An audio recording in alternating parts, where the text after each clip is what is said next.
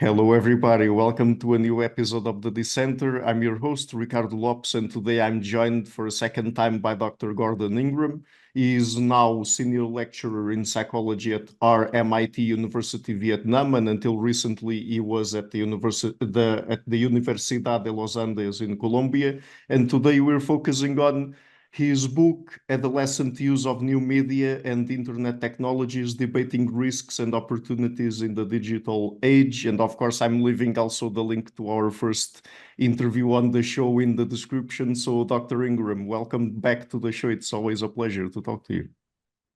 Thank you, Ricardo, and thanks a lot for the invitation and for having me back. It's a great honor considering some of the names you've had on the show. So thanks a lot. Yeah, no, it's totally my pleasure. And in fact, as I was saying off record, when I got across your book, I was really happy because I've already had actually a couple of conversations on the show about some of these topics, and people tend to come from one extreme or the other when approaching the potential psychological effects of new media, the internet, and other kinds of new technologies. And I think that your book is very balanced in its approach. So tell us actually about the approach that you have in the book to studying the effects or the potential effects of new media and internet technologies, and how it compares to perhaps some of the more I don't know, typical or mainstream approaches that we see that tend to be based on moral panics, fear mongering, and stuff like that. Okay, well, I guess as we were talking in the previous interview, which I really enjoyed, by the way, and thanks again for doing the interview so well the first time. I thought it was really, really good. But I always sort of come at psychology from an evolutionary point of view.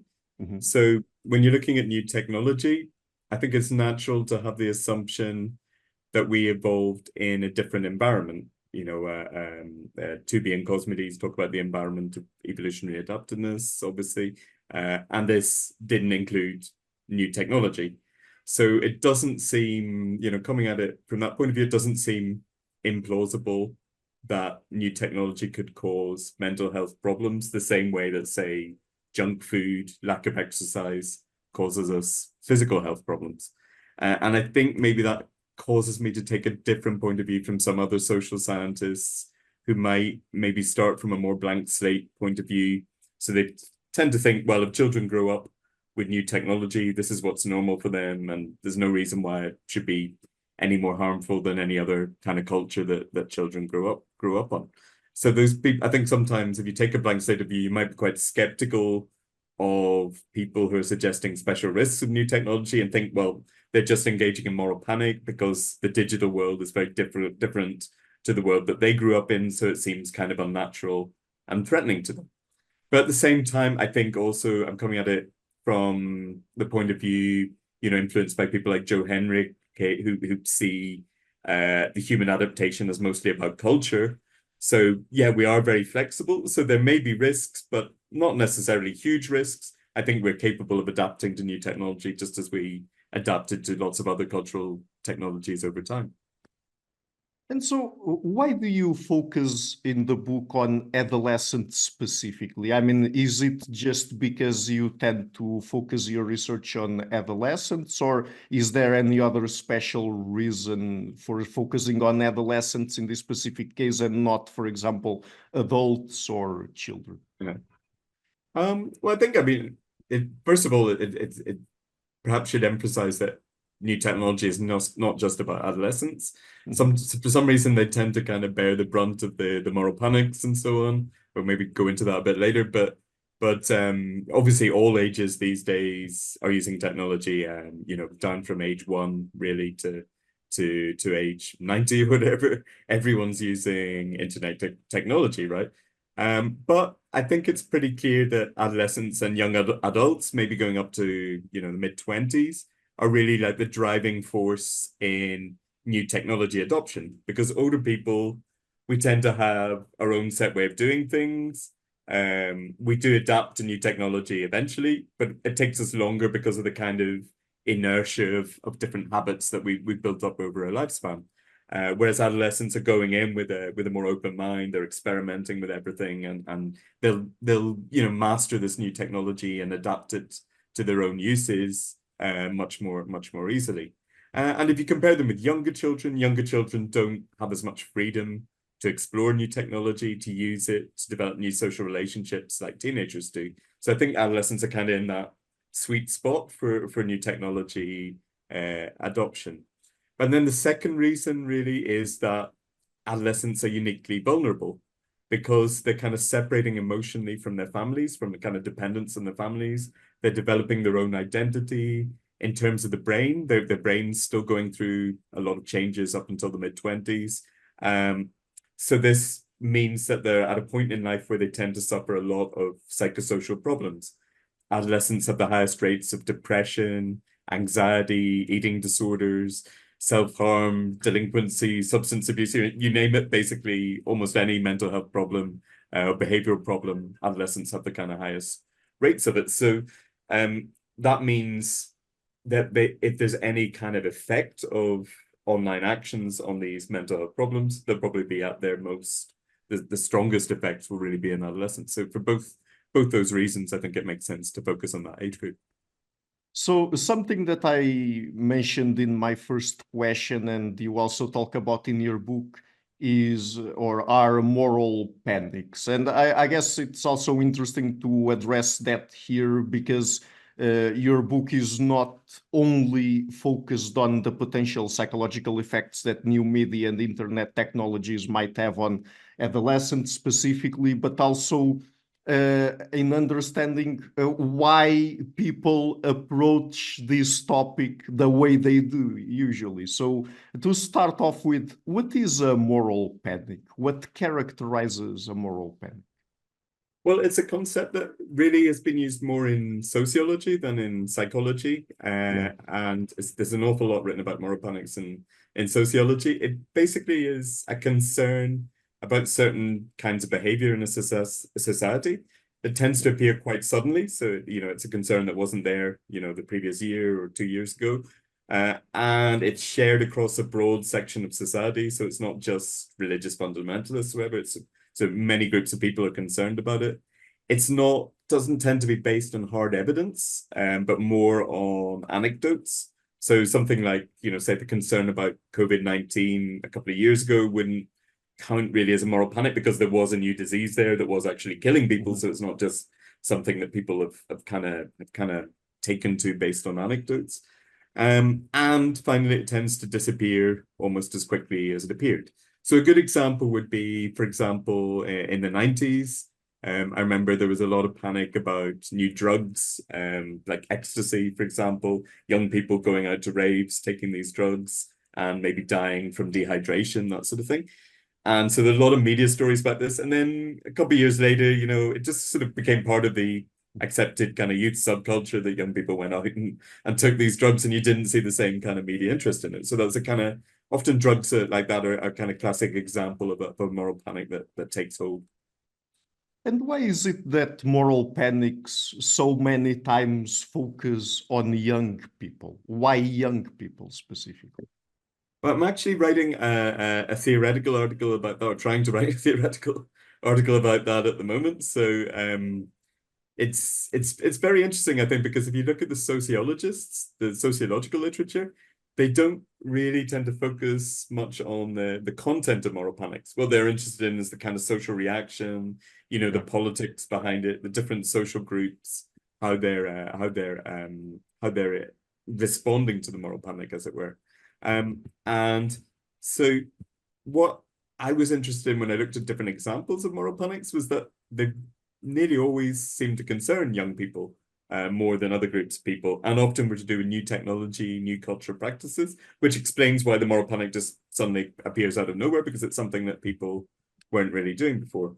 So I think what I try to do in the article is I'm trying to look at it from a cultural evolutionary point of view and say young people are the ones driving cultural change, and this is something that can be maybe threatening to older generations. So it's often the older generations who are particularly engaging in the panic. And I think there's a sound reason for that, which is that older people have adapted their behavior, adapted their practices to a certain cultural environment. And then when they see young people changing that environment, there's a kind of concern, well, I taught my children, or we taught the younger generation a certain set of skills. These skills are now going to be useless because everything is changing. They're adopting these new ways, which are often associated with other social groups, other ethnic groups sometimes. So Mhm. it's something which can be threatening in terms of feeling that the skills that you taught your children or the younger generation are not going to be applicable in the new digital world. So I think that's And by the way, do you think that could also apply to themselves? I mean, perhaps that they themselves feel that they are no longer adapted to the new world they're living in. well, I think yeah, psychologically it's definitely probably generating some strong emotions. I think that explains a lot of the emotional charge with the moral panic, is that Yeah, it's all very strange, unfamiliar, and there's something threatening about it. I think yeah. as humans, like I said, we evolved to live in a cultural environment to identify with the cultural practices of our kind of ethnic group. And so when you see these new cultural practices coming in, maybe it can be linked. A lot of moral panics can also have to do with immigrants, and Mhm. it can be linked to this concern about losing your own cultural practices being replaced with another group's Yeah. cultural practices, which I think it makes sense we'd be adapted to be concerned about that, really. And relevant to our conversation today, why are these moral panics so many times focused specifically on new technologies or cultural practices? But again, I think it's about cultural change. So it's when there's something unfamiliar, it's Mhm. seen as kind of alien in some way. What's new is also seen as somehow alien, as different. Uh, and what you notice as well, another thing you notice with these things, with these panics about new technologies, it's not just about any kind of technology use. There's often sort of recurring themes in these moral panics. So things that really activate strong emotions. So things like suicide, drugs, sexual abuse, religious indoctrination, they're often sort of connected with the use of new technology in some way. And it seems, I think the idea is that with this kind of these interactions that young people are engaging in online, they're not as kind of insulated from negative influences about these sorts of behaviors that they would have been in the past, or in the kind of idealized past that the older generation is thinking of, where the community kind of had control of the younger people and protected them to some extent from these kind of damaging interactions. So I think that's driving a lot of these concerns about new technology as well. And by the way, this of course doesn't apply only to newer technologies like we have now, the internet and so on. This is a very, or seems to be a very old phenomenon of older people reacting Yes. badly to new technology, because I've listened to podcasts and read books about since the 19th century, people having bad reactions to romance novels, Yeah. mirrors, teddy Yeah. bears, cars, bicycles. I mean, basically Yeah. everything out there.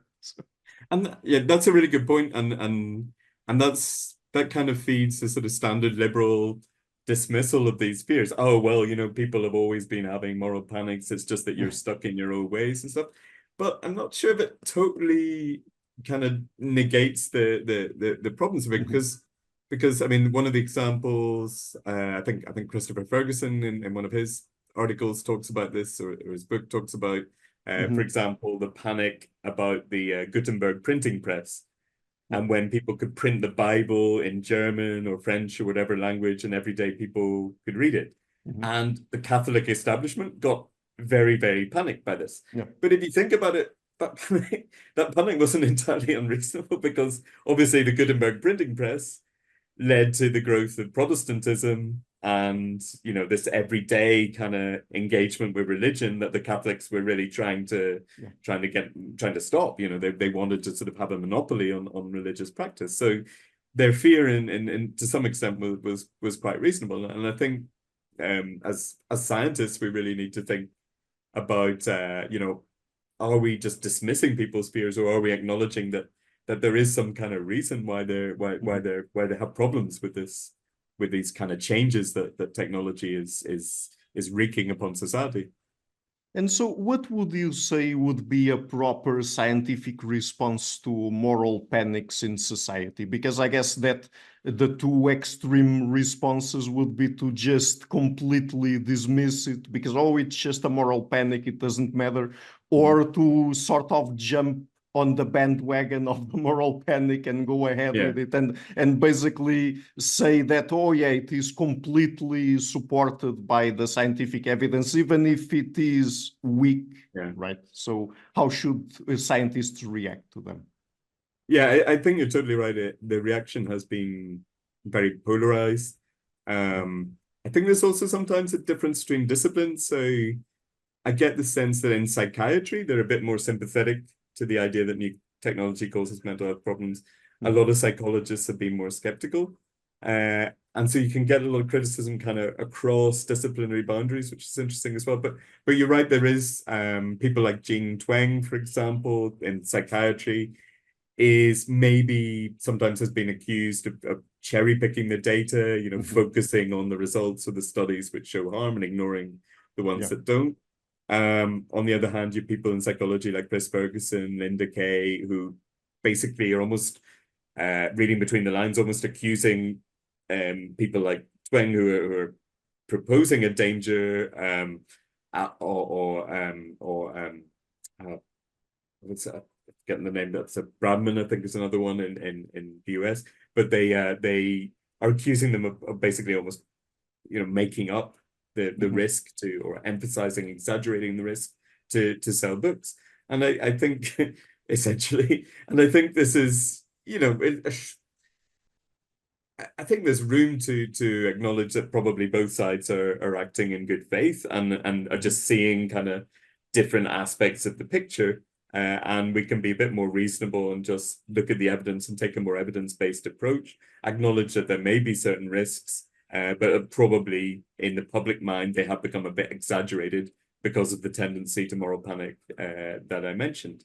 But we Yeah. can't just dismiss these moral panics. I think sometimes the term moral panic is used as a way to shut down debate and just Yeah. you're being unreasonable, you're engaging in moral panic, and it's not acknowledging that people do have certain fears which are quite reasonable given our evolutionary history as cultural animals, as I tried to explain in the previous answer. Mhm. Yeah, actually, one of the reactions I tend to like the most are from people like Stuart Ritchie and others who, for example, when it comes to the potential psychological effects of Instagram and social media on adolescents and particularly girls, I mean, they've looked at the evidence. And when they write articles about it, usually the conclusion they write there is that we're not sure. I mean, it's sort Yeah, of a mixed bag, but yeah, the evidence in favor of them, of there really being negative psychological effects tends to be weak, but yeah, we're not sure. I mean, yeah. the moral panic probably is not warranted, but at this point, we can't really say much about it. Well, that's what it's one thing that interests me is that often people like that are much more reasonable in the published articles than if you actually follow them on Twitter and things like that. They can be a bit more kind of kind of nasty in what they say in social media, which is interesting in itself. Maybe it's just a kind of off the cuff response. They're not putting as much thought into it as when they write an academic article. But you do see some statements basically sort of saying, "Oh, this is all a myth." And you think, well, actually, there is some kind of evidence that kind of indicates that there are some risks. You can't just say that there's no evidence at all, but they do in some of the less kind of guarded statements. You will find people, especially someone like Chris Ferguson, who's very kind of combative on Twitter, will say a lot of quite strong things on there. No, yeah, I've had Dr. Ferguson on the show and he is very feisty, let's Yeah, say.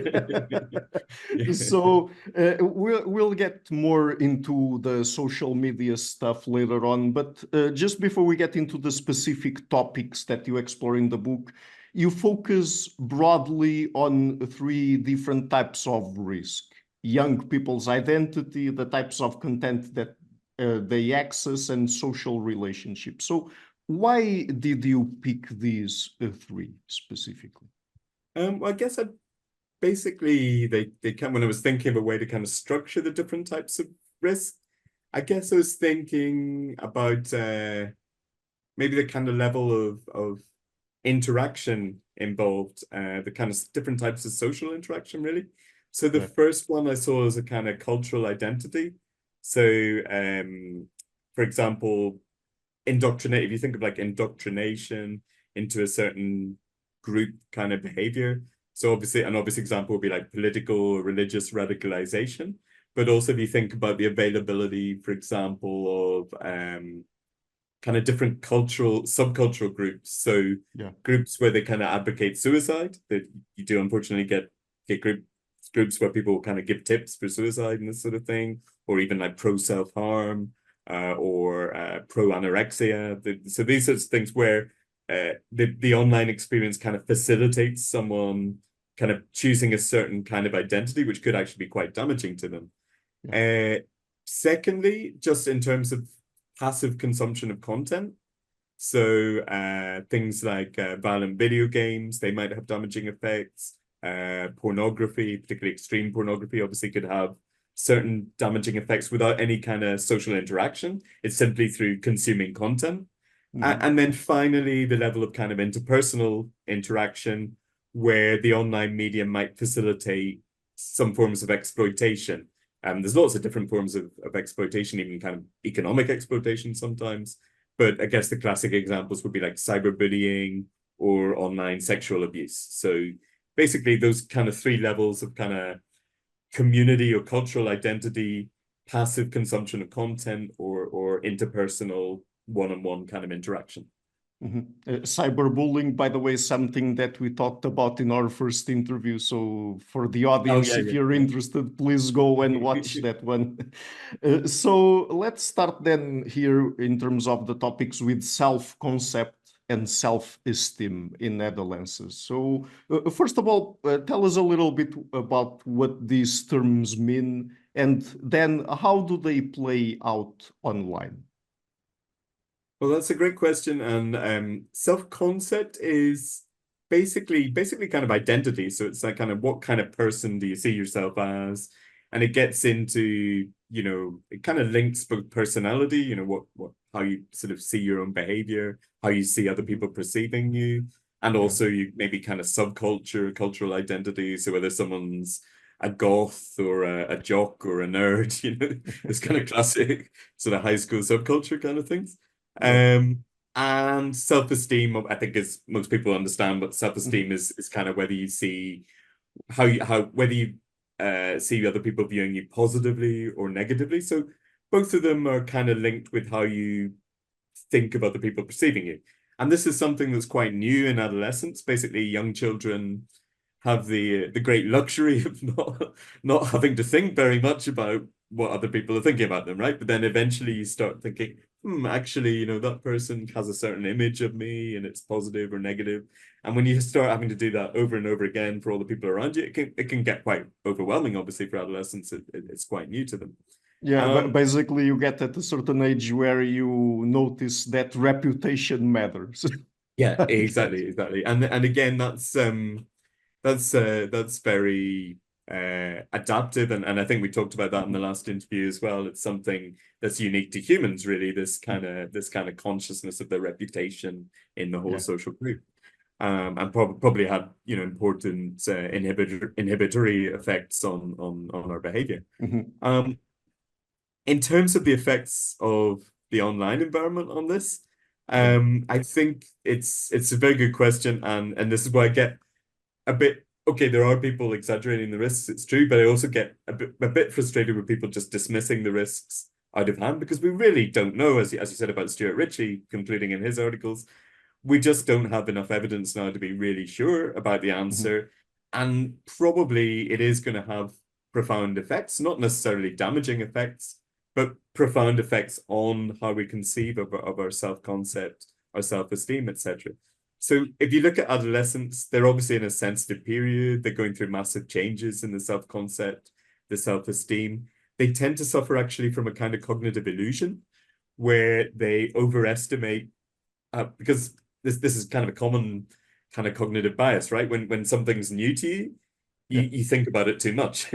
So because they've gone from not thinking at all about how much other people are thinking about them, they tend to go too much in the other direction and think that other people are thinking about them all the time.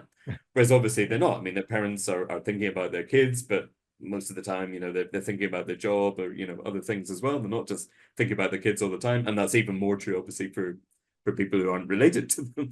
So, their friends also have other friends. They're not just thinking about one friend all the time. They're not necessarily offended by something they've done, etc., etc. And so adolescents can get overly self-conscious because they suffer from this illusion that other people are always judging, always observing their behavior, always analyzing their behavior, when really they aren't, devoting so much time for it. That So sounds very similar to the spotlight effect, right? yes, yeah, I think it's a kind of version of that. Yeah, Yeah. but it's particularly there is a term for it in adolescence as well, which I've momentarily forgotten, but it is in the book if you look it up. So Yeah. they basically have this kind of bias towards sort of feeling themselves more observed than they actually are. Uh, and I think it's interesting to think about how that will interact with online interactions, because it does kind of give you maybe a biased view as well, but it can maybe give you kind of more information about how other people are actually judging you. So if you're constantly posting photos, saying different things, you can sort of see how people are reacting to you, and it's not all sort of just left in people's heads and in ephemeral verbal conversations. You can actually think about it and sort of judge the reaction that your actions are having on other people. So I think this will give, in some ways, I think it could actually be positive. It could help adolescents to get more socially mature and understand the effects that their actions and their image presentation has on other people. But also in certain individuals, it could be problematic because if they're very sensitive, they could take certain kinds of reactions quite badly online. And are there any important gender differences in online identity? Oh, for sure. Remember though, that all gender differences are statistical rather than absolute, because I think Sure. there's a tendency, people outside academic circles can interpret differences between girls and boys in essentialist kind of ways, as if so I'm not saying here that all girls are one way Oh, and yeah. all boys another way, but Yeah, we I mean, can, we have to keep in mind that these are always average yeah, differences, and yeah. there's lots of overlap, right? Yeah, I know you know that, but just in terms, don't Oh, want yeah, sort of viewers to get the wrong impression of what I'm saying. sure. But I think generally we can look at some general statistical differences. So girls tend to spend more time interacting over pure social networks like Instagram, Snapchat, etc. Boys can still have a lot of social interaction online, but relatively will be more through the medium of gaming. Of course, there are plenty of girls who enjoy gaming as well, but in terms of statistical differences, boys will be more through gaming, girls more through sort of pure social networks. And girls tend to emphasize visual self-presentation more, while boys focus on their accomplishments, competing in things like games, etc. You can see this very clearly in the case of online dating as well. It's kind of when we get on to maybe talk a bit about online dating later. And But which actually follows the lines of what would be predicted by evolutionary theory, right? yeah, no, there's kind of I think this is one area where the evolutionary predictions have been quite well borne out. So there's uh, uh, some a study by Frank McAndrew, for example, quite an early study of Facebook use, where they made some pretty good evolutionary driven hypotheses and found some pretty solid evidence that girls and boys were Yeah. using Facebook in very different ways. And I think it also explains the kind of visual presentation in girls and their dominance in this sort of pure social network space. Kind of explains maybe as well why Instagram has become more popular than Facebook among young people, because if you look at Instagram, the image is very much the kind of center of it. There is text there, and the textual interaction can be very important on Instagram as well, but it's secondary to the presentation of the image. And I think that maybe suits girls better than the kind of more text-driven interface that Facebook has. Yeah, those long written essays or texts is something that you would find more on Facebook, right? Yeah, exactly, exactly. Meanwhile, if you look at games, what are the kind of most popular games these days? There's been an evolution in the sort of games that boys are playing. They tend to be things like Fortnite or Valorant, which are very kind of social experiences. But they're different kind of social experience than a social network because they're more team-based. So it's more that you're kind of cooperating with other people, competing against other teams. So you are learning social skills, you're engaging in social interaction, but it's always for the purpose of getting achievements in the game, which is very different from how girls are interacting online. We'll talk more about gaming in a bit, but another problem or worry that many people have has to do with screen time. And I guess that in this particular case, people also worry about screen time when it comes to infants and young children. But here we're focusing on adolescents. So do we know if screen time really has any relationship with well-being? Does it have an impact on well-being? Well, there's been an awful lot of debate about this, as you probably know, and the consensus is that any effects are pretty small. So this is one area where there does seem to be more moral panic than is really warranted by the data. And I think almost everyone would agree these days that it doesn't make much sense to focus on screen time in the absolute. There was like an American Society of Psychiatrists that used to recommend a 2+2 rule, sort of 2 hours a day, and then incrementing that for each age or something like that from 2 years of age. But they've kind of abandoned that sort of thing now because they recognize, if you're doing, say, a Zoom call with your grandparents, if the child's doing a Zoom call with their grandparents, you don't really have to worry about how much time they're spending Zoom calling the grandparents. This is pretty clearly a positive social interaction. So I think it very much, the focus is now much more on what children are doing with their time online. Obviously, there are extremes. So if a teenager is spending 18 or 20 hours a day online, and there are teenagers who spend 18 or 20 hours a day online, unfortunately, this is a thing. It's hard to see how that can be good for them, really, because it's obviously going to interfere with sleeping, eating, bathing, etc. So then they're not really doing enough things outside the screen time that they should be doing. But likewise, we have to look at the other extreme as well. Someone's spending, and often people have found this kind of U-shaped curve, where you find negative effects for both ends. And if someone's spending 0 hours online, what you get is this person, how is this person going to be seen by other kids, this teenager? They're not going to have the same cultural references. They're not going to be able to interact.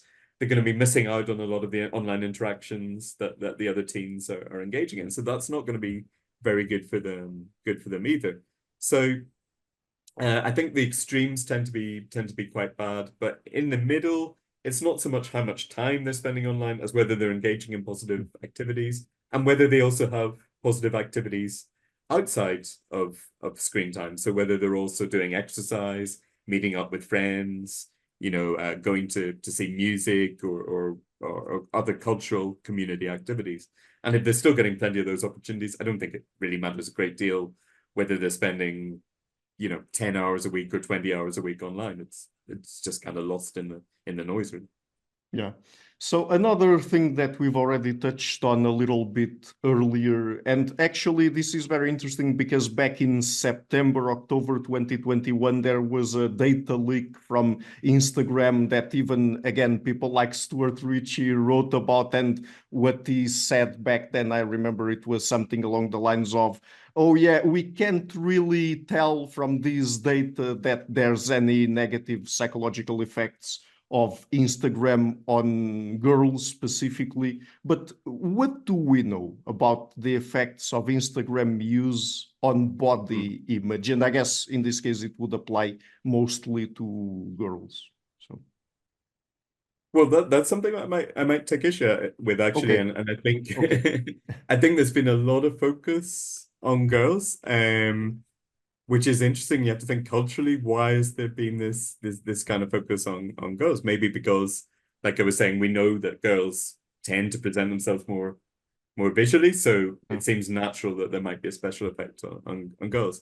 But Right. actually, there has been a ton of studies on Instagram and body image in the last few years, and yet we still don't seem to know very much. There isn't. If you look at the evidence, it's kind of like Richie says, it's kind of like meh. Basically, there's not much. There's not much there. Yeah. And again, I think it's because there's so many different ways of using Instagram, basically. So if a teenage girl is sort of doom scrolling, as we Mhm. say, through pictures of skinny models, interacting very passively and just thinking, oh, I'm so fat compared to these girls that I see online. Clearly, that can be a negative experience for her. But then there are also plenty of people using Instagram. You must have heard the term fitspiration. So when people are following people to get exercise tips Mhm. or diet tips, and they're also using it as motivation. So they're seeing people that they respect who are Yeah. going out and exercising early in the morning, thinking, actually, I should do that. That's working for them. I should do that as well. So it can be like a really strong motivation to Mhm. get this visual evidence that people are actually engaging in this behavior. So it very much depends on the person and how they're Mhm. using Instagram as to whether they're using it positively or negatively. And it's very hard to get at this quantitatively. Maybe with qualitative studies, you can say this is working for people, this aspect is problematic, but it's very hard to scale that up to a proper quantitative study and really sort of Yeah. see what's positive for people, what's negative for people. And going back to the gender issues, Yeah. um, what you notice is a lot of the early studies on Instagram only included female participants. They actually just didn't bother looking at males. Since then, there've been some other studies with men finding that they actually can share a lot of the same problems qualitatively with body image that they actually it can make them less satisfied with their own body if they're Mhm. constantly being exposed to kind of alpha male both sort of figures online. And when you look at studies most of the studies that I've seen that compared, including a couple of my own students who did studies of Instagram use in Colombia, and when there basically weren't any gender effects. I mean, and a lot of published studies are the same, that you don't see that girls are necessarily more concerned about their body image than men are in relation to Instagram use. So I think it was kind of cultural bias to think this was particularly damaging to girls, which maybe isn't necessarily the case. Yeah, and actually, that's a very interesting point because, I mean, if we look across the internet, it's also very frequent for us to see, I mean, content targeting men, and I mean, pictures of Add muscle bodies. mass. Yeah, and things related to levels of muscle mass and all of that. So yeah, I mean, it would be at least intuitive to a certain extent to expect that at Yeah. least certain men would perhaps feel more insecure with their bodies if they think that those bodies that they see on Instagram or elsewhere would be the ideal or the ones that women or girls tend to Are prefer. attracted to, exactly. Yeah. And maybe it wasn't something that they thought very much about. Girls were already thinking a lot about their body image, but men, before it became so kind of in their face with Instagram, maybe weren't thinking about it so much. So that could be a problem Mhm. as well. So another thing that people have been worrying a lot about, and going back to Jin Twenge and I guess Jonathan Haidt as well, has to do with the impacts of social media on self-esteem and depression, and also on the extreme end, suicide. So what Mhm. do we know about it at this moment? I mean, should we really worry that much about the potential negative psychological effects that social media might have, particularly when it comes to these issues, depression, suicide, and so on? Well, I think there's some really elegant theories in that area. I remember some years ago, my friend Charlotte Blees published a really great evolutionary hypothesis about social media use and depression and how depression might be linked to negative Mhm. social comparison. So it, it, Yeah. it makes a lot of sense theoretically, but when you actually look at the data, it's not there isn't that much data to support it. Again, it seems to be this kind of U-shaped thing, and that the extremes might be particularly bad. But if you're spending, say, 7 hours a week on social media, versus 14 hours a week, both are kind of in the normal range. Generally, what's bad for mental health is doing things which are outside of the normal range of behavior. So as long as you're kind of keeping things fairly normal, living a fairly normal life, you probably aren't going to have too many mental health problems, is what that's how I read that most of the psychological evidence in that area anyway. So I think even with the extremes, the problem is as well that there isn't necessarily causal evidence. So people tend to report a correlation as if it was evidence for a causal effect of social media use. But in fact, of course, it could be the other way around. It could be that the fact that someone is already starting to have mental health problems is what causes them to use social media in a very extreme sort of way. So for me, I tend to take a very pragmatic approach to academia these days, and I would prefer to kind of almost forget about the causal question, because I don't think we're ever going to work out the causality in a way that everyone's happy and everyone's satisfied about and everyone agrees on it. So I would kind of tend to say, well, it is important to look at how someone's using the internet, but the extreme forms of internet use might be more useful as a kind of warning sign that someone could be having or about to have some sort of mental health problems. So if you find, for example, I know certain people that they're always kind of, you message them and they respond instantly, or you leave a Facebook comment and they're instantly kind of responding to it. And you could think, why is that person, so kind of plugged in online that they're maybe a bit obsessive about instantly responding when looking at the phone, constantly checking the phone, that the kind of nomophobia, as it's called, the smartphone addiction. Maybe that's indicative of something they're kind of trying to escape from in the offline world. Maybe they're not as kind of immersed as they should be always in their interactions with the people around them in the offline world. So that could be something that's kind of a sign of risk in their offline social interactions.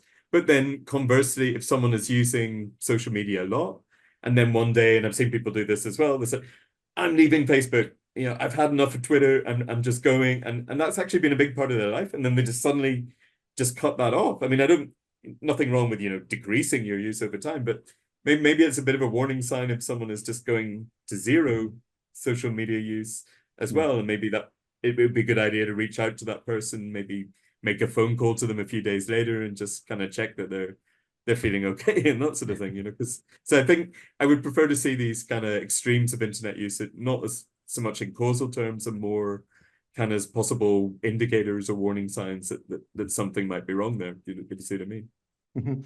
No, and I mean, here I'm just going to comment, to make a comment, because it bothers me quite a bit when people focus solely on social media and are a little bit obsessed about it when it comes to the rising rates of depression and suicide among young people. Because, I mean, aren't there other alternative or competing hypotheses to consider here? Like, for example, the social, economic, political context that we're living in. I mean, the future is very uncertain. We've had economic crisis.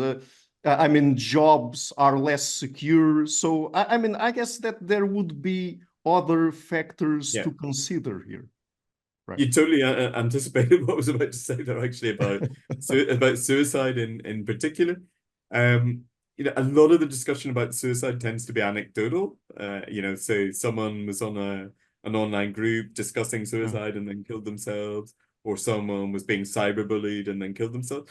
The problem is you don't know. It's impossible to know for sure that person wouldn't have killed themselves if they hadn't been engaging in those online activities. And when you look at the quantitative data, exactly what you were saying, the social and economic factors, particularly the economy, there seems to be a much stronger link between levels of suicide and whether the economy is doing well or doing badly than with the introduction of social media. There's much clearer signal in the data, I think, for the effect. So you could say, if you really want to do something about suicides, don't go attacking social networks, focus on kind of getting the economy better, or maybe making more opportunities, because young people are always saying, and it's very true that the opportunities for work and for security in the labor market aren't there that were there in their parents' time or their grandparents' time. So maybe we should be to really combat suicide, we should be focusing on creating those kind of opportunities and giving young people a sense of a productive future that they can have rather than focusing on social networks. So another topic then, is there such a thing as internet addiction? I mean, and if there is, what would be the criteria here to classify a particular behavior as internet addiction? I think that this is very kind of controversial idea, and that there's been controversy about being included in the World Health Organization manual of disorders. I personally think that the concept makes sense. It does exist, but a lot of people are really implacably opposed to the very concept of a behavioral addiction. They want to reserve the term basically for substance addictions. Right. And I don't think we're going to resolve that debate anytime soon. I think people are very kind of entrenched in those positions. Yeah. But I think both sides would agree that it's not just about how much time, again, thinking of screen time. Addiction isn't just about how much time that you spend online. It's more about whether it's interfering with other aspects of your life, how good or bad you feel about the activity. The problem is that when people are measuring, the negative effects, they tend to focus on the time and not whether someone is using the internet in problematic ways, which might be a better indicator really of potential negative effects.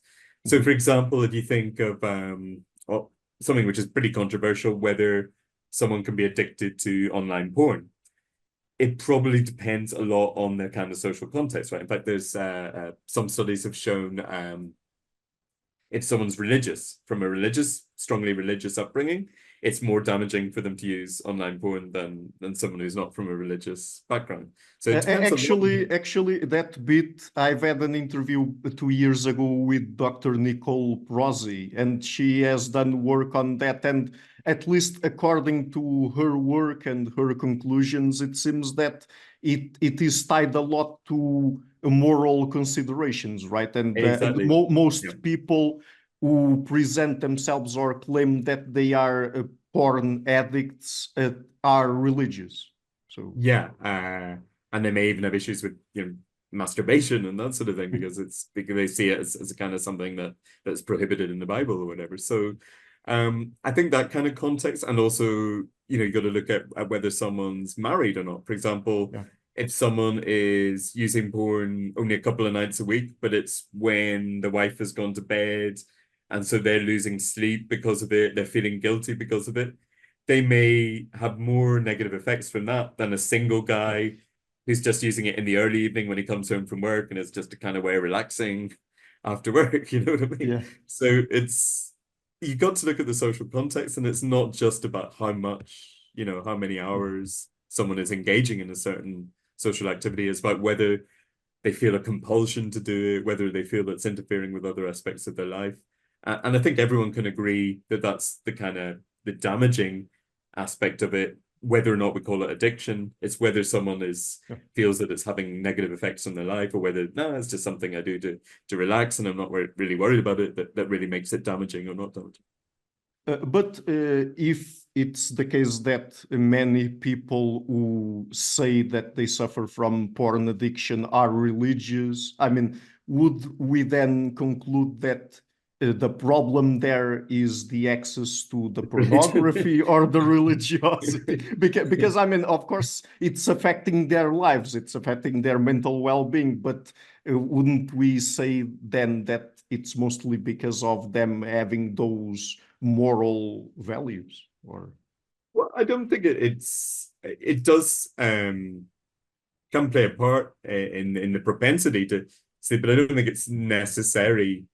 It's necessary to be religious to have problems with it. And you could also look at, say, gambling addiction. You'd probably find kind of similar phenomenon there. It might be more common for religious people to say they have an issue with that. But I think it means you got to look at the whole social context when you're treating someone, right? And not just say, you can't just sort of have a cutoff. And it's amazing how many empirical studies will have a cutoff of a number. Oh, if they're doing this activity more than 3 hours per day, it's problematic. When no, it's you got to look at the social context that the person is in to say whether the the addiction is something that's going to be problematic for them or not. And I think really we need to listen to people more who are actually engaging in the activities and take a more a less kind of number crunchy approach and more kind of pragmatic, what are the problems that this person is facing in this situation. So let's talk a little bit about gaming here, particularly online social gaming. And the social bit here is very important because there are games that we play alone. So I guess the effects here wouldn't be the same. So, but when it comes to online social gaming, what do you think are the most interesting psychological aspects to explore here?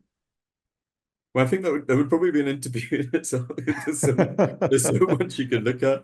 Yeah. One of the things we've looked at a lot is prestige. So Yeah. the importance of with some of my students at Los Andes, we looked at that prestige in online gaming and how boys in particular might be kind of driven to by evolutionary pressures to kind of have Yeah. this competition for prestige, which explains a lot of the sort of behavior in the games. But I think for me, if I could pick one thing to investigate, it would be gender, probably, because I think that the special identity of female gamers is really interesting because it's something that's becoming much more common. If you remember back to the 80s and 90s, gaming was seen as something very male, a very male activity. It still is probably a little more male than female, but I think females make up something like 40% of committed gamers now. So it's becoming much more common for women and girls to engage in. So I think it'd be really interesting to see how they navigate being a female gamer. We've seen evidence with my students that they do suffer discrimination. Yeah. Men still make comments about girls, oh, they're only good for playing a healer, that sort of thing. They're not good as a fighter. So you do see quite a lot of sexism still in gaming. So it'd be interesting to see how they kind of deal with discrimination and what they get out of gaming. Do they get the same things that males get out of gaming, or are they getting something different out of gaming? And why is it such an important part of their identity?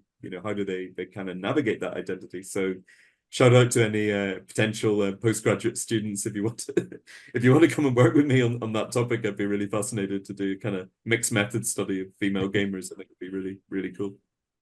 And so just to tackle another moral panic, what about violent video games? Do they really lead to any sort of violent behavior, or is there not enough evidence to support that? Well, I think I spent quite a lot of time on that in the book, and I genuinely came at it with an open mind, because it was, as I say, the positions were so polarized, it was hard to see, straight off who was right. But it does, after reviewing all the evidence of over decades of analysis of this question, it does seem like a fairly clear-cut example of a moral panic, I think. So, and it is something which has gone down over time, so back with Columbine in the 90s, people were taking quite seriously the idea that video games were causing these shootings. It does seem to have kind of fallen out of the discourse a bit these days. And I think Ferguson in particular is very convincing on this. He's basically pretty much devoted most of his career to debunking this. By the way, when it came to Columbine, there were also people who said that the culprit was Marilyn Manson and violent music. Oh, yes. Yeah. I was thinking that when you said as well about other moral panics in history, there's a lot of history of rock music, rap music as well. People say, oh, this is gonna corrupt the minds of our youth and so on. But I think that the most convincing piece of evidence for me was the overall rates of aggression and violent behavior in society. If you look at the last 30 years, they've basically gone on quite a steep decline, at least in developed societies. And it's hard to square that with obviously the huge growth in popularity of violent games. If they really were making people more violent, wouldn't we have seen exactly the opposite, that rates of interpersonal aggression would have gone up? So if anything, it more tends to support the kind of the opposite theory, which is that there can be an outlet for aggression and actually people can work off their frustrations on these games instead of being aggressive in interpersonal ways. And I think another convincing piece of data is Ferguson's analysis of mass shooters, where he shows that actually, although some of them played, first-person shooter video games, this is, if anything, lower than the rate in the general population. So again, that supports the theory that no, maybe these things are actually, if anything, helping people deal with their aggression and not, and it's the people who avoid them who may actually, in some cases, have more problems. So I think the only way that it's plausible that they may have an effect is perhaps by improving the accuracy. So if people have, I shouldn't be laughing because it's quite serious, but if people have been practicing a lot of first-person shooter games, if they're in an actual mass shooting situation, they may actually kill more people because they're just more used to pressing the trigger, aiming and firing. But that doesn't really seem worth kind of focusing legislation on, in contrast with maybe restricting the availability of weapons to people who are mentally unstable and that sort of thing. Yeah. So we've already touched a little bit on pornography earlier, but apart from the addiction side of things, what about some of its other supposed harmful effects on people's sexual lives? I mean, does it have any, or? Again, another controversial subject, and one that's difficult to, there's a lot of people arguing very, very different things. Yeah. And the other great difficulty with investigating pornography, particularly with adolescents, is there's a real lack of studies on it, particularly with underage people, because there are obviously huge ethical difficulties with doing, so there's some questionnaire-based studies, but when at the level of, in-depth interviews and especially experimental studies, I mean, you basically just can't.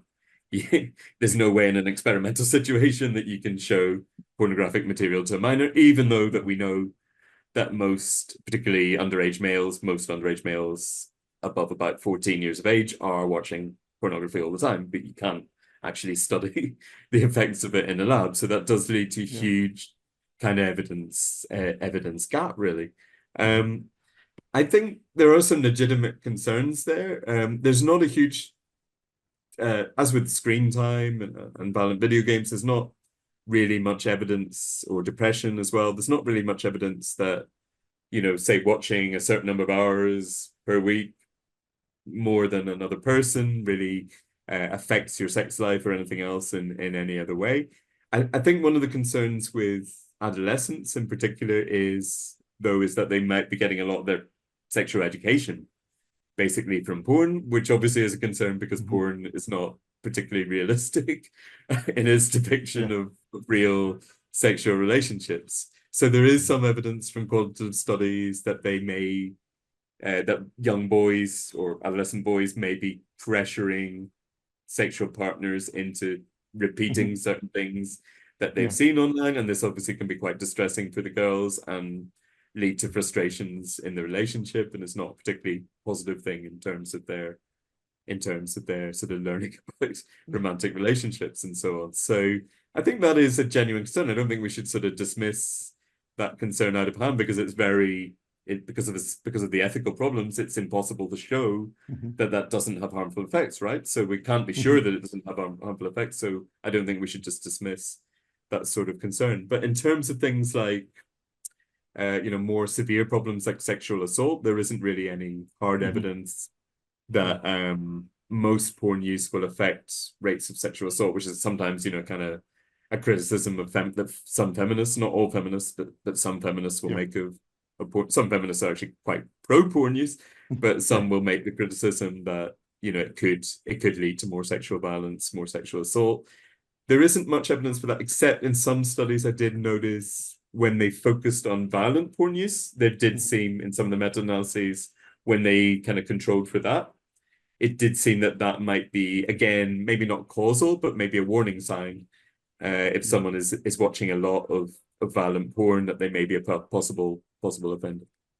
So if I remember correctly, in the conversation I had with Dr. Nicole Prozzi again, I think that when I asked her if porn could have any harmful psychological effects or harm relationships specifically, and here we're focusing mostly on heterosexual relationships, she said that it could have negative effects in the sense that if the if, for example, the man is watching pornography and then his partner knows, then the woman might get a little bit insecure because of the, let's say, the kinds of women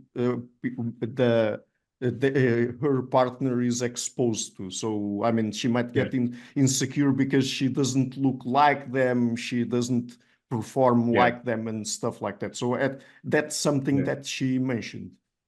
Or even see it as cheating. I'm sure some women Yeah. do see it as a kind of cheating, or some men. That's why I think as well that it's not only with religious people that you might get Yeah. kind of negative feelings about porn use, because you could have someone who feels like, you know, compelled to watch porn, but at the same time they feel like they're kind of cheating on their partner by doing it. So I think you do need to look at the complexity of the social relationship. On the other hand, you do get couples who will watch porn together and enjoy it. Mhm. So it does very much depend on the social context, and that's why it's difficult to really find patterns in the quantitative data, because you're kind of averaging a whole lot of positive, negative, neutral situations, and there's just not much signal in the data, isn't Mhm. So one thing also that I would like to ask you about is privacy. Of course, this is something that, for example, people who work in the ethics of technology talk a lot about, but that's from a philosophical perspective. But from a more psychological perspective, are there risks to privacy associated with content sharing?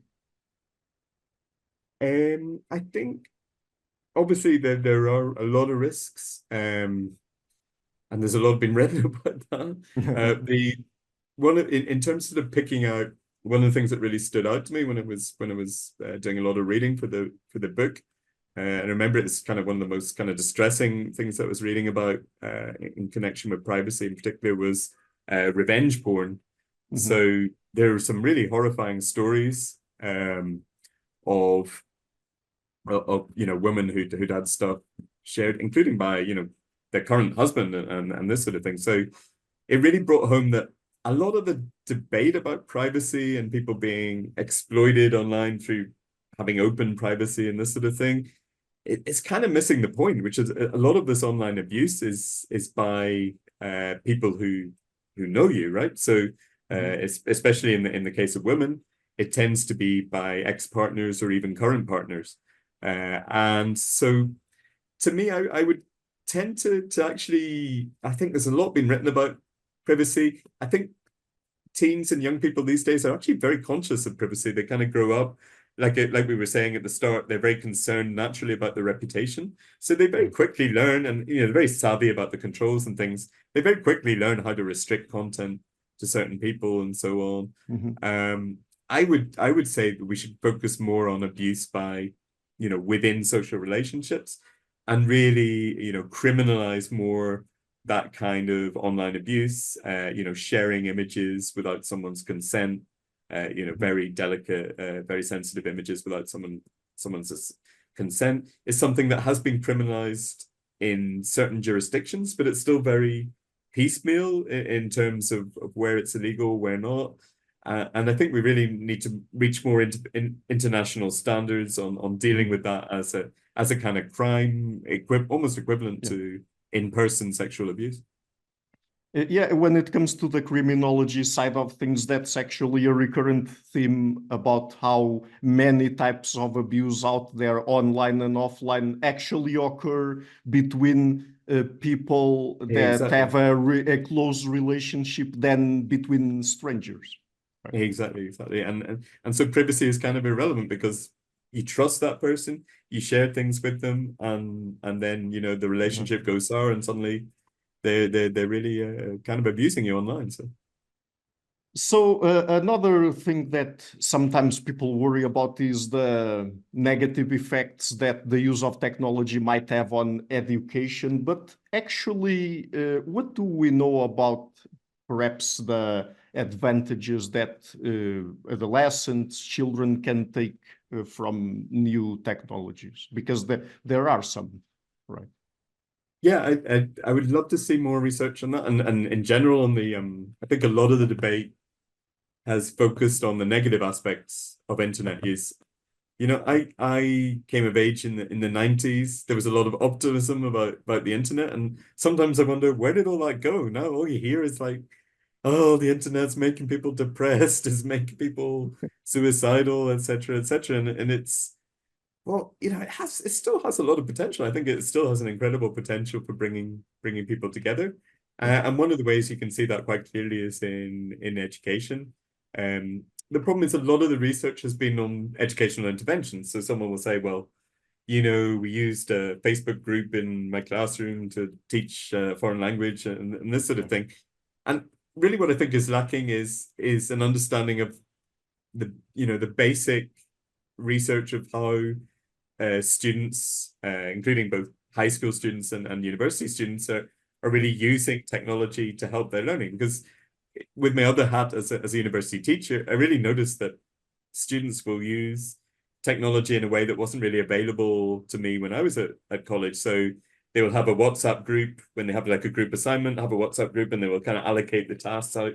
And so they're really using technology in a very organic way to kind of share the knowledge in their social group and help the learning.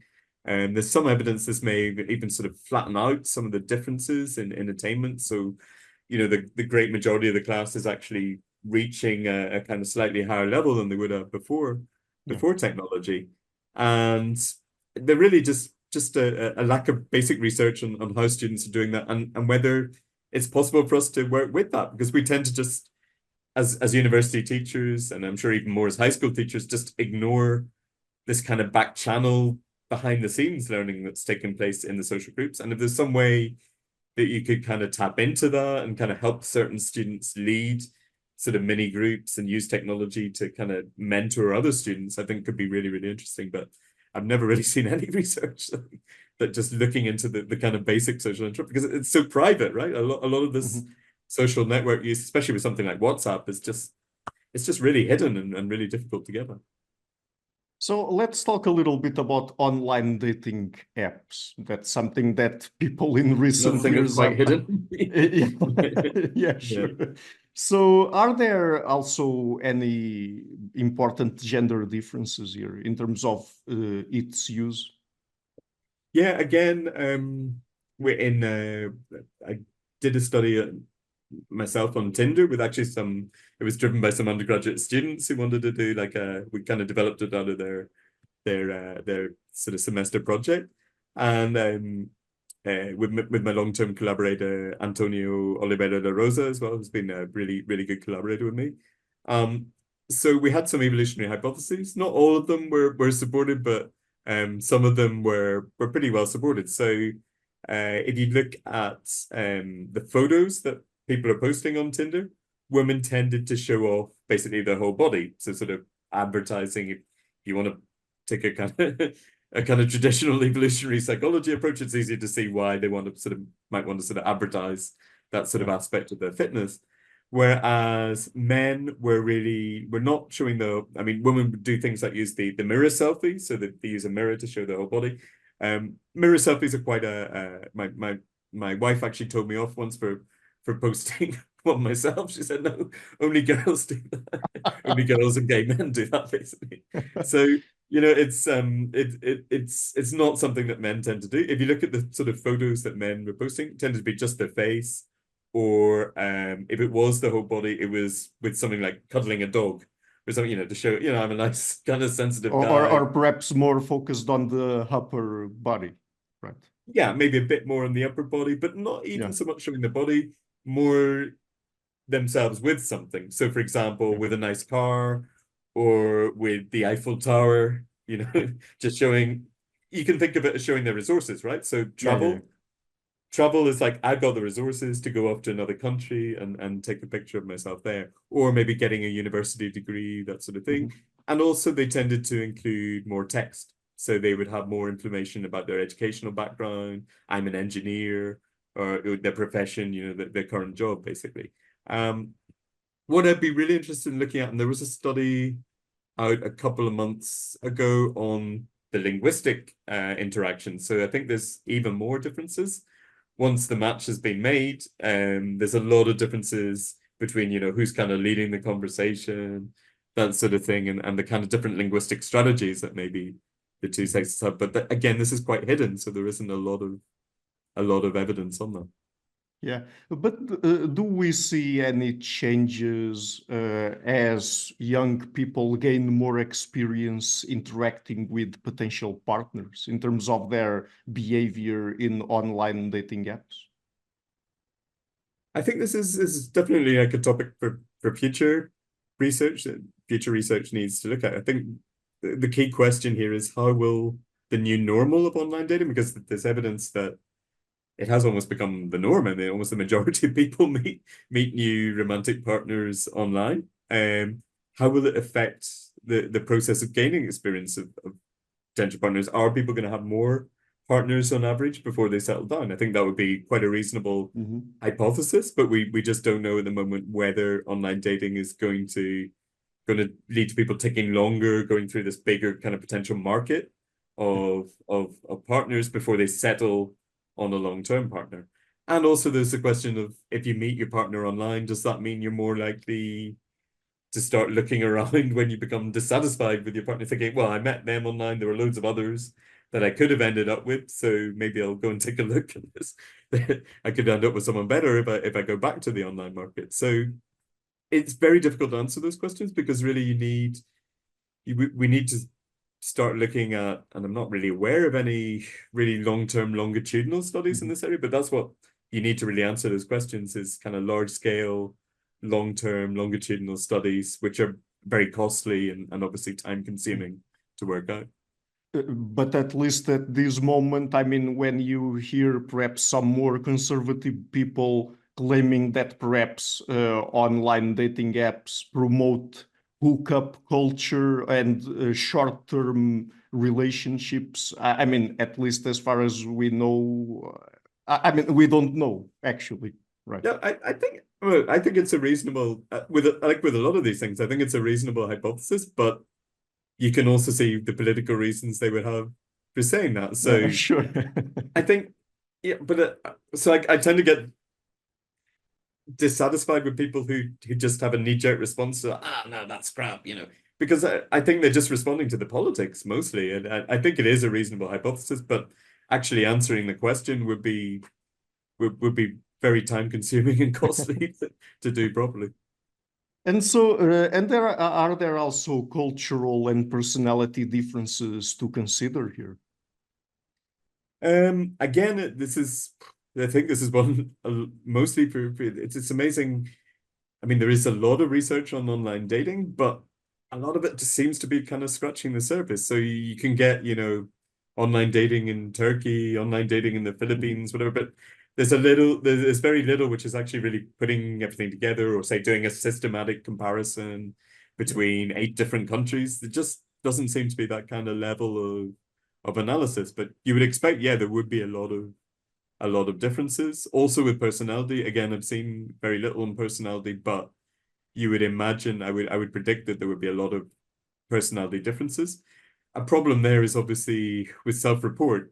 It's if you're dealing with self-report, there's going to be a lot of bias, a lot of social presentation bias when you're talking about something like online dating. That's why with our study we were more just based on analyzing the profiles and the kind of differences in the profiles, because it's a sort of area where people are gonna really bias their presentation of what they're doing quite a lot, I think.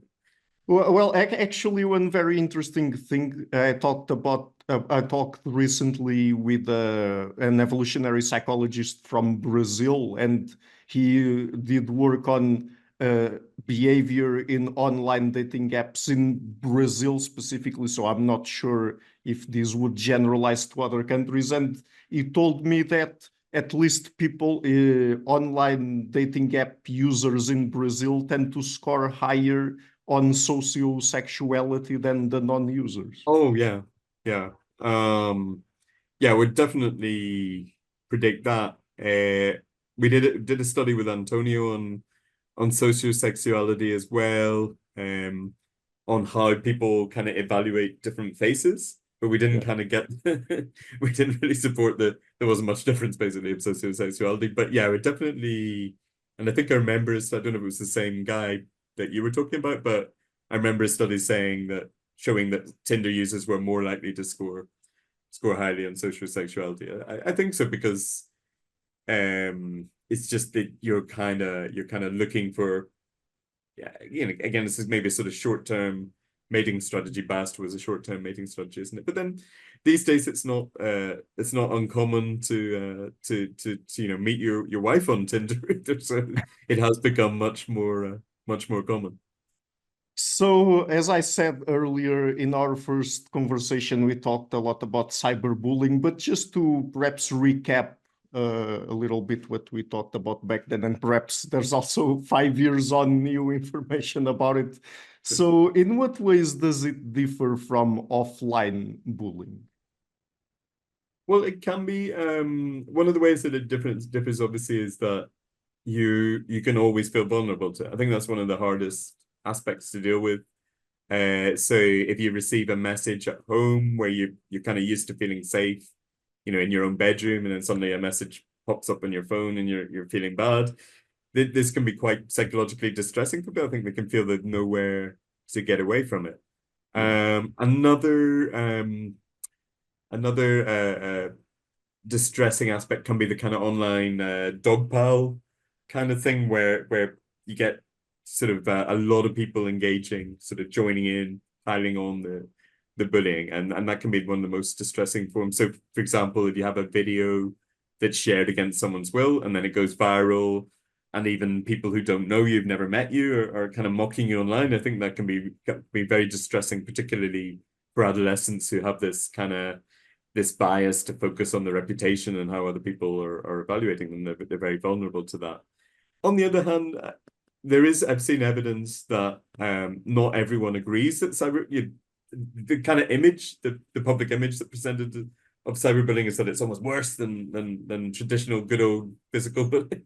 But actually, if you look at victims, particularly boys, often tend to say that actually they find physical bullying worse because you have the kind of physical fear factor. So if a bigger boy is slapping you around the head or whatever, you can actually almost fear for your life a bit.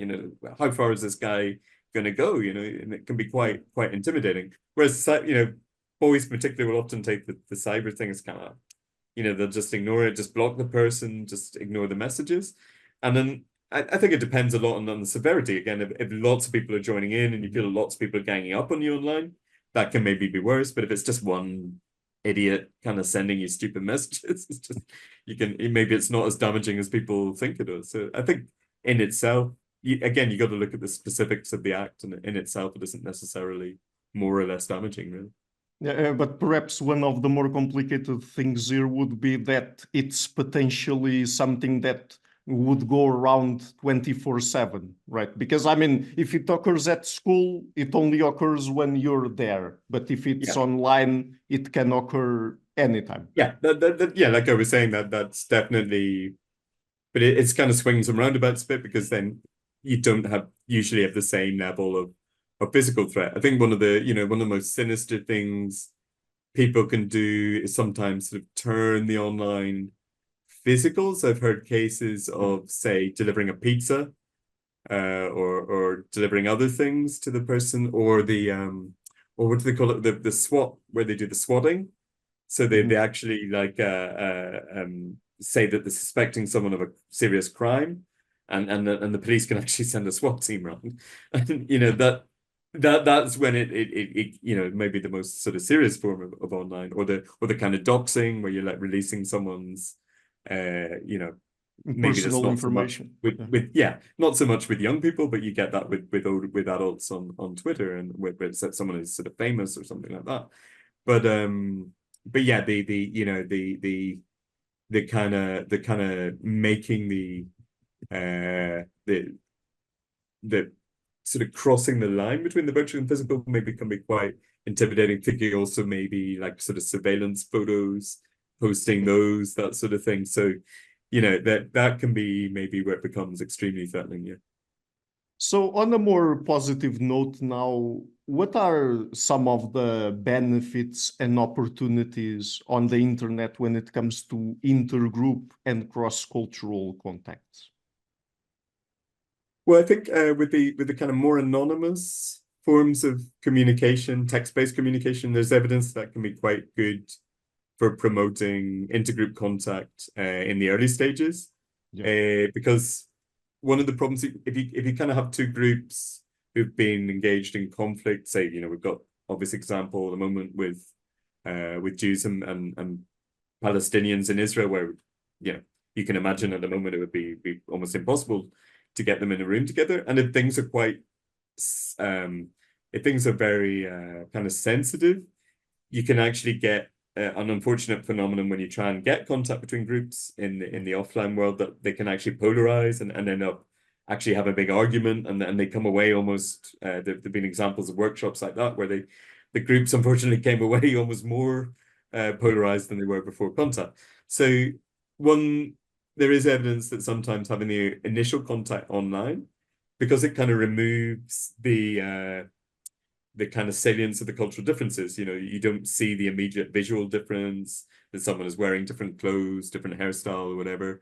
And you can just kind of talk about the things that connect you. So you kind of have, it's a bit like with the sort of interactions in online dating, where you have the hyper-personalization, where you tend to sort of see the positive aspects of someone. You can actually get that bias with the intergroup communication as well.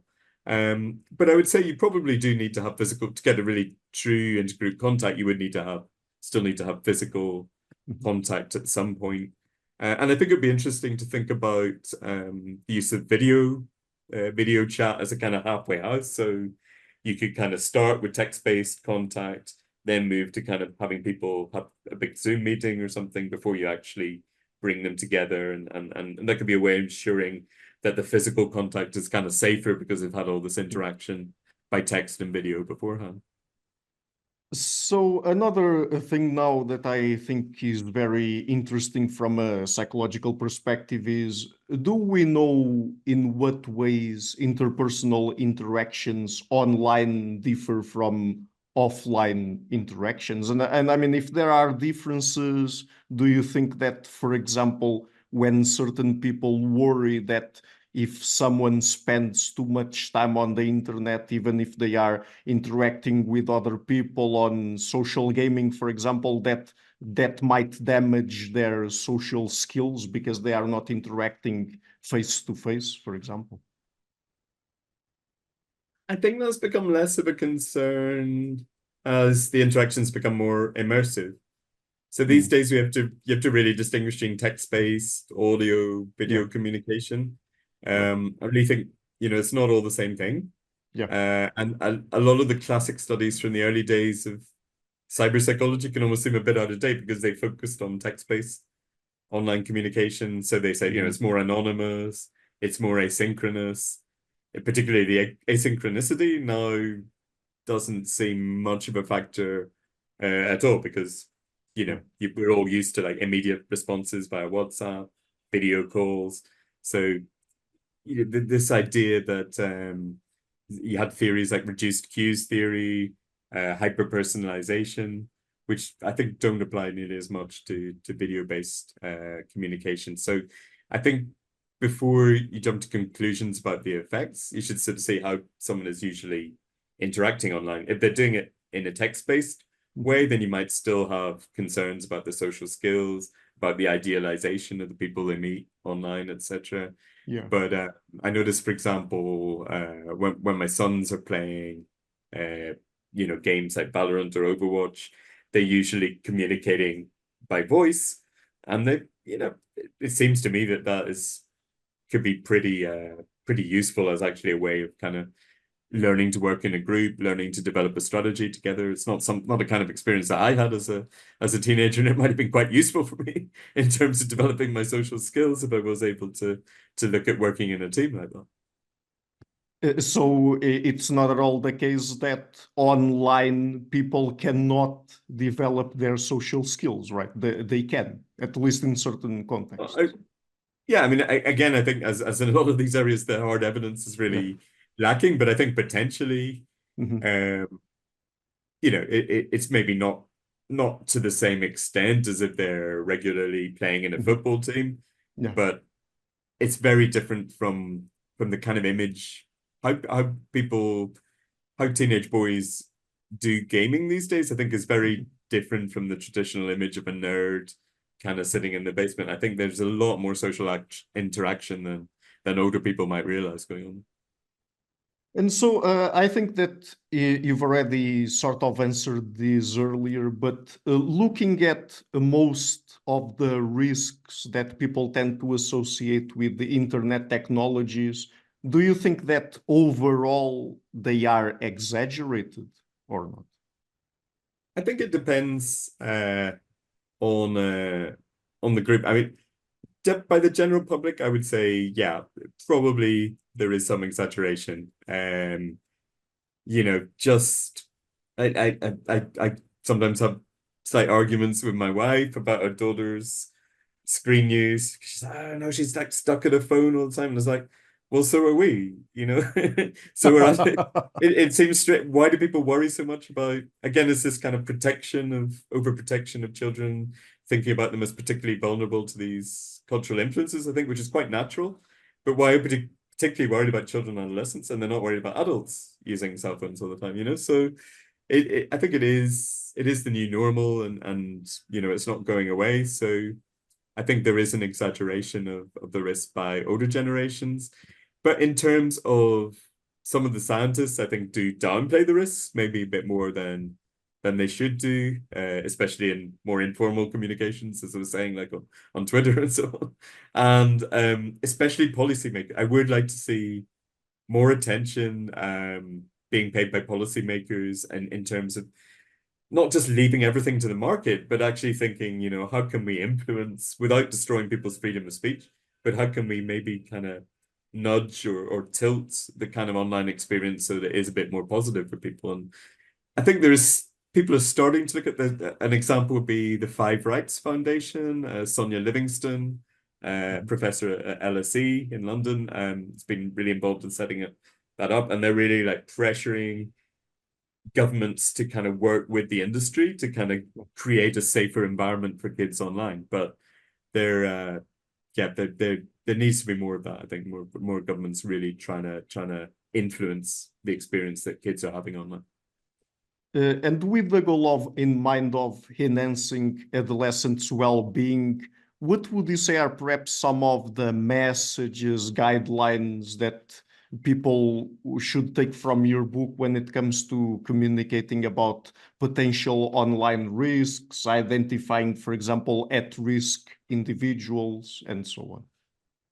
I think it's difficult because, as I was saying, adolescents often do they kind of withdraw from their parents a bit. I think this is quite natural, and you don't, as a parent, I've got a 20-year-old and an 18-year-old as well as a 6-year-old, and I don't, I can't honestly say about, I'm vaguely aware of what my sons do online, but I haven't had many kind of in-depth conversations. So I have to hold my hand up and admit that. But I think you need try and be aware of, what sort of, I know what games they like. We have conversations about that sort of thing. So try and be aware of, what sort of things they're into online, at least.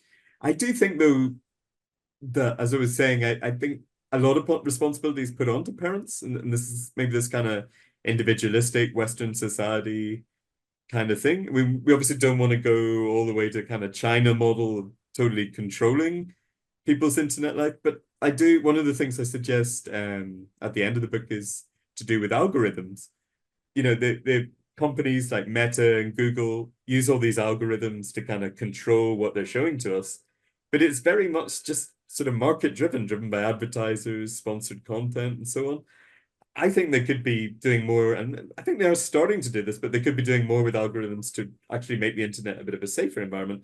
I'm very surprised sometimes when my 6-year-old daughter is watching YouTube, and some of the things that pop up in the recommendations, you think that's not appropriate for a 6-year-old kid to be watching, And so, surely we have enough sophisticated enough algorithms these days. It can be pretty obvious when I look at her YouTube history. It's pretty obvious that it's a 6-year-old girl's YouTube history, right? So they could be doing a better job, I think, of not recommending them videos which are really not appropriate for that age group. And I think they do.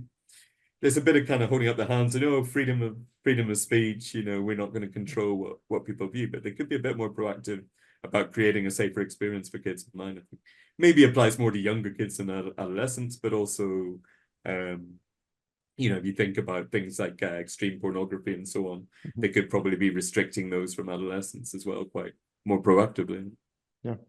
And do you think that knowledge about adolescents' use of internet technologies could also apply in a clinical context? And if so, how?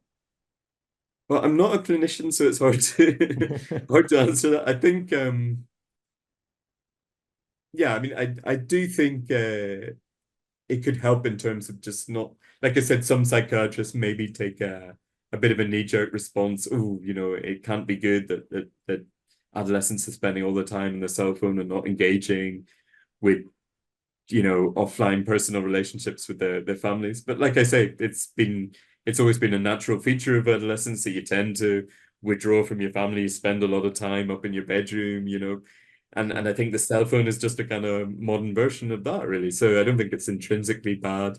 I think what maybe reading the book could give them would be an understanding of what kinds of usage might be particularly damaging to adolescents because of the particular vulnerabilities. In the chapter on relationships, I talk about them learning about new sexual relationships and that sort of thing, and how there could be particular risks Yeah. for certain groups in that. The same thing with body image, eating disorders, and so on. So there are particular vulnerabilities associated with particular types of usage. But again, it'd be very much, I would stress the importance of working on a case-by-case basis, looking at the overall social context of the person. So one last question then. Do you have any ideas about how internet use might change in the future? And if so, where do you think this change might stem from? I mean, would it be from, for example, people becoming more aware of how they use the internet and perhaps the more positive and negative ways they can do it, and perhaps becoming a little bit more literate about it? Maybe. I think you can see with any new technology, when people first use it, there's a kind of lack of norms. And there's a time when it takes time for some people to work out how to. I think I've seen, it's a bit anecdotal, but you know, people always complain about the amount of kind of trash talking that takes place on Twitter and YouTube and so on. I have to say, my impression is that's, and it'd be really fascinating to look at, the historical records and look at it over time. But I think it's got a bit less frequent over time as it always sticks in people's minds, right? So they just notice it and think that it's happening more. But I think that gradually people adapt and kind of develop norms for of etiquette, really, for kind of influencing these interactions. In terms of other things that are changing, I think uh, it was a bit embarrassing to me that ChatGPT came out just as my book was being published, because now I'm thinking there's nothing in there about AI at all, basically. A little bit on algorithms in the conclusion, but obviously if I was writing it now, I would spend a lot of time talking about ChatGPT, especially in educational contexts, how that's gonna change things. So that would be a big area where I think it's gonna have really far-reaching changes on how people interact online and offline even as well, probably. And in terms of video communication, I think that's something that's less heralded than AI, but it's becoming so much more the norm just to have video-based interactions, especially with young people. And I think, for example, in Vietnam, they don't use WhatsApp so much. There's another tool they have here called Zalo, which is actually more based, and I think it's quite common in other countries in Southeast Asia, which is more based on video communication. So I think eventually you could see how it might almost replace chatting quite a lot, and I think that could have quite far-reaching effects on how we're actually engaging in interactions. They can feel more real, less kind of a technological interaction, and more like a normal, natural kind of interaction. I think from the point of view of education as well, it's a little bit worrying because you do sort of wonder if reading is eventually going to disappear, because students very much, are they're kind of they're keen to just watch videos. Right, well, it's good for you, for people like you, I suppose. They're keen to watch videos instead of reading articles. And also they will use something like ChatGPT, something called Chat PDF, where you feed it an article, and it'll answer the questions that you have about the article. So Yeah. I do. It's not inconceivable that literacy rates could actually go down, and if you're looking at sort of 100 years in the future, as people just get used to kind of doing everything by video, and you sort of think, well, what effects will that have on society? Like I talked about the printing press, it could be very, very similar kind of level of effects on society, I think.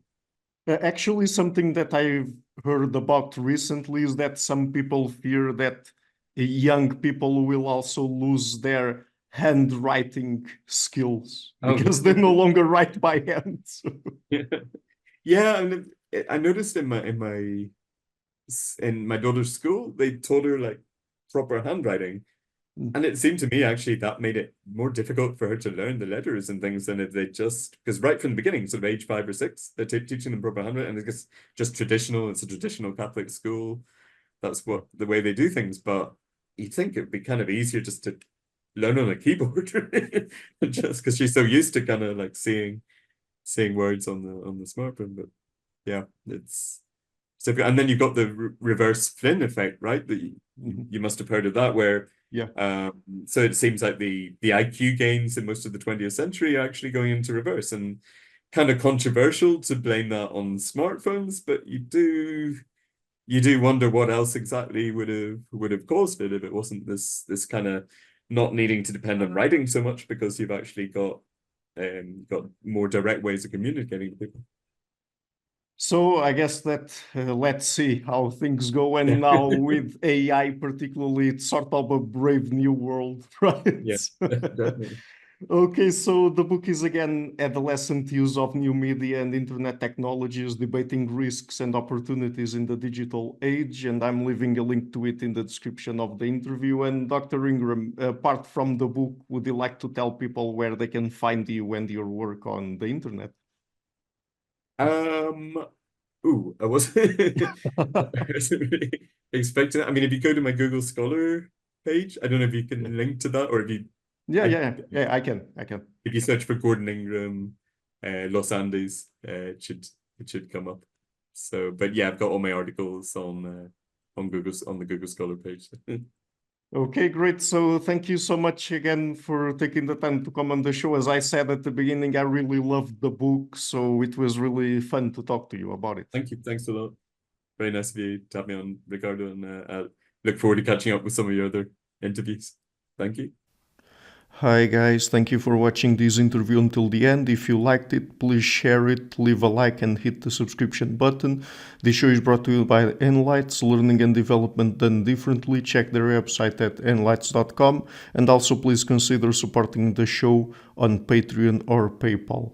I would also like to give a huge thank you to my main patrons and PayPal supporters: Per Ergo Larsen, Jerry Mullerens, Frederick Sunda, Bernardo Seixas, Olaf Alex, Adam Kessel, Matthew Whittingburg, Arno Wolf, Tim Hollis, Eric Alenia, John Connors, Philip Forrest Connolly, Dan Demetri, Robert Windiger, Rui Inácio, Zup, Marco Neves, Colin Holbrook, Phil Kavanagh, Mikkel Stormir, Samuel André, Francis Ford, Tiago Nunes, Fergal Cossen, Hal Herzog, Nuno Machado, Jonathan Librant, João Linhares, Stantantia, Samuel Correia, Eric Hines, Mark Smith, João Eira, Tom Hummel, Sardas France, David Sloan Wilson, Yacila Dez Araújo, Romain Roach, Diego Londonho Correia, Yannick Punter, Dana Rusmani, Charlotte Bliss, Nicole Barbaro, Adam Hunt, Pavlo Stasevski, Nelek Bach, Guy Madison, Gary G. Alman, Sam Afzal, Adrian Yeager, Paul Tolentino, João Barbosa, Julian Price, Edward Hall, Edin Bronner, Douglas Fry, Franca Bortolotti, Gabriel Ponce Cortez, Ursula Litsky, Scott, Zachary Fish, Tim Duffy, Sonny Smith, John Wiseman, Daniel Friedman, William Buckner, Paul George Arnaud,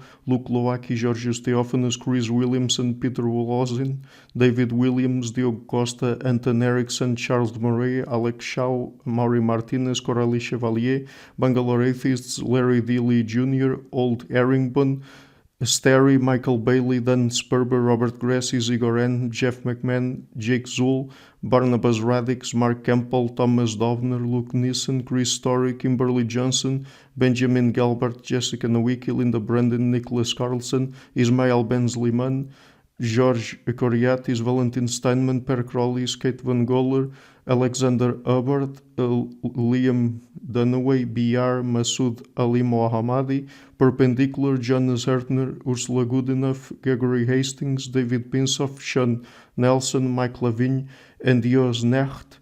A special thanks to my producers, Isar Webb, Jim Frank, Lucas Stafiniak, Tom Vanagdam, Bernard Ugni, Curtis Dixon, Benedict Mueller, Thomas Trumbull, Catherine and Patrick Tobin, John Carlo Montenegro, Alnick Ortiz, and Nick Golden, and to my executive producers, Matthew Lavender, Sergio Quadriano, Bogdan Kanivets, and Rosie. Thank you for all.